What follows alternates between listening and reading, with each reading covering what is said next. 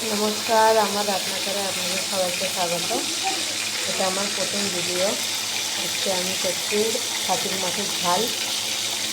আমি এখন কড়াইতে তেল দিয়ে কড়াইয়ের তেলটা গরম করে মাছ ভাজতে শুরু করে দিয়েছি। মাছগুলো ভেজে তুলে রেখেছি। এবার মাছের ঝালের মশলা করে দিয়েছি।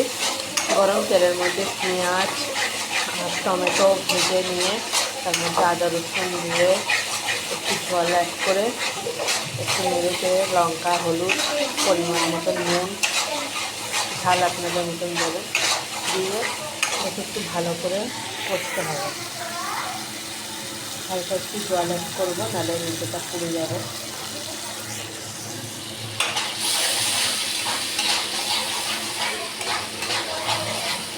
ভালো করে কষা হয়ে গেলে তেল বেরিয়ে এলে এর মধ্যে মাছগুলো দিয়ে একটু জল দিয়ে দেবেন, দিয়ে মাছ জলটা ফুটে গেলে একটু মাছগুলো দিয়ে দেবেন, দিয়ে ফুটে গেলে গ্রেভি হয়ে আপনাদের হিসেবে ধনে পাতা দিয়ে নামিয়ে নেবেন।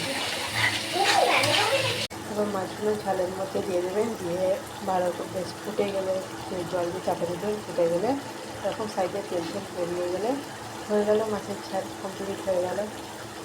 ভালো লাগলে কমেন্ট করবেন, লাইক অ্যান্ড সাবস্ক্রাইব করবেন।